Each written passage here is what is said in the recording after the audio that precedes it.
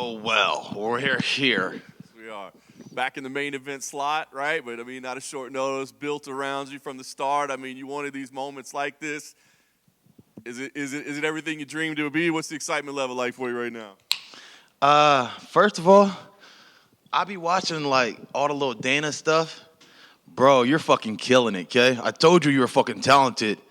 Bro, you keep Dana going with the right questions and stuff. It's not no bullshit. I really like what you're doing, brother. Keep that shit going. Thank you, brother. I appreciate that, man.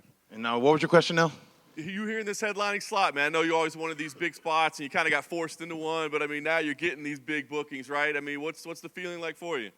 Yeah, it's amazing to be the main event, to get that honor, get the poster. This is something on my bucket list. So I'm like, hell yeah. I finally got to put these. I'm going to get 2 or 3 of them to put in each one of my homes. And so it's a blessing to be a main event. And thank you to my company for picking me. They know that I'm going to come in and end the night raw. Yeah. And the other thing that I've been noticing about you is the messages of positivity that you've been sending out there, not just for me, but for people in general, And I just wonder, why that continues to remain such an important thing. I think at one point in your life, you almost felt like there was a chip on your shoulder all the time. And now I feel like you're really, trying to keep people to not be in that same place you were. I don't know, brother. I guess it's always been my message. I think that, maybe when I was a little youngster, a little more, I had that little thug shit, I got that street shit in me, and so I'm sorry if I was that way when I was first coming in, but it's always been this way, is just to love people, impact people, touch people, that's always been my message. It's always been my thing I do behind the scenes. Has that become more important to you almost even than what you accomplished in the cage? Fuck yeah. Because that cage, you're in there for 15 minutes, But what we do outside the cage, that's what my dad's always told me. The biggest lesson one of the biggest lessons he's told me is, hey, it's not about what you do in the cage, it's about what you do outside of it too. It's going to be most impactful. And so that's only 15 minutes in there, but maybe I could tell you something that lasts us a lifetime, and you go hey, all right, I got it, And so, I don't know. That said, the more success you have in the cage, the bigger the platform gets. So let's talk about the matchup you got with Grant Dawson. What do you think of him overall as an opponent? You've seen pretty much everything there is out there at this point, but what do you think of him as a fighter? Man, I didn't even know who that guy was. I never even heard of him, and that goes to his body of work. I think the issue is that, it's been kind of boring, and he's been in the Apex fighting. But had he been around these crowds, he would already feel the pressure from the crowd. They would let him know, we don't really like to see what you're doing, Even though sometimes he's got some finishes, so it's cool, yeah. But it's a snore fest, and so it's going to be a real test for me is more so make a boring guy exciting, That's the real fight. Yeah, I think, look, that's what people are looking at this, right? Is the one guy that's going to try to grapple against the one guy that's got the slick striking on the feet. I know everybody's a well-rounded martial artist, but is that basically the type of fight you're expecting to see? Yeah. It basically is. Hey, but that's the thing, too. I'm going to do it all, I'm going to do it all. If I have to wrestle with this kid, I'm going to show him. You thought I wasn't going to come and wrestle you? You thought I wasn't ready? I came ready, kid. Nice. We know you're going to go out there and put on a show for sure. The last thing for me, what other boxes are there for you to tick? You know what I mean? I know you said you're focused more on growing the things outside of the cage, but you've always said, I got these things I want to do. I got these before. What other boxes are there for you to tick?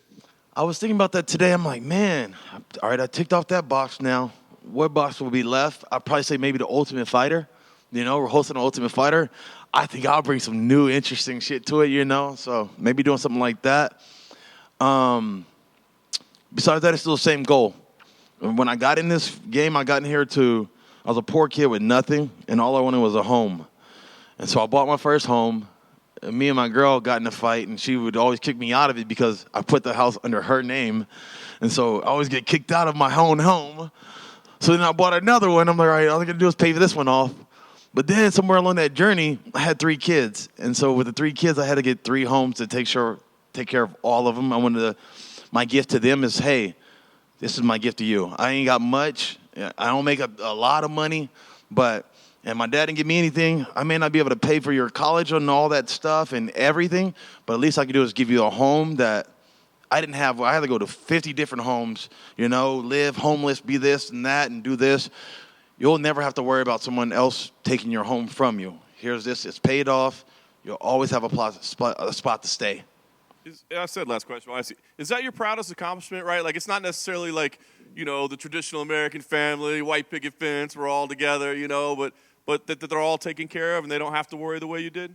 I wish it would have went the American way, but my life is chaotic, and I'm doing the best I can, and this is the best thing I can give back. I'm glad that I can still be here because most people don't make it this long. I think I'm 10 years, almost 11, or I don't know where I'm at with this in this game. 46 fights. A lot of guys don't make it this far, and so I'm blessed for every day I get. Hey, Bobby. I just want to go back to your win over Tony, man. Obviously we all love your boxing, but how did it feel to show off your grappling and put to sleep the guy who is known for his grappling? Yeah, no one thought I had grappling. Nobody understands my wrestling or my grappling. I just don't really show them, Me and Gaethje both understand that, it's not really what the crowd wants to see, and we understand that, and we're going to give you what the crowd wants. We're trying to be superstars. We're trying to give 110% to what it is that fans came for. We're here to sell out shows. We're here to impact people, and it's not that time for wrestling like that. Wrestling, if you can do it and do it in an exciting way, cool.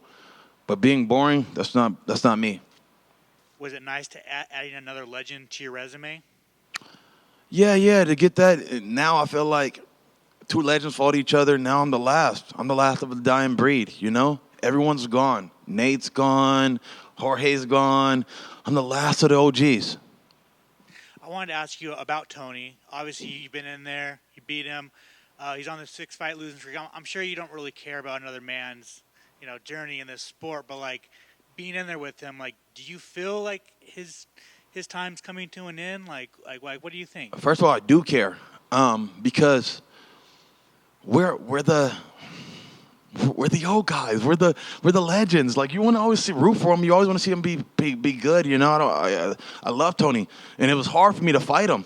Because everywhere I went, somebody told me that's my favorite fighter. And it's man, I really love you, Bob, but I love him more, So it's hey, it sucked, to have to fight that guy. But I would love to. I want to see him go. I want to see him be positive. I want to see him win. I want to see him have all the great things that he deserves. What do you think of Nate versus Jake? Nate versus Jake. Staged, what do you expect when you're fighting that high up? These guys have all the right things in favor for them, Everything's in their favor. It's supposed to go that way.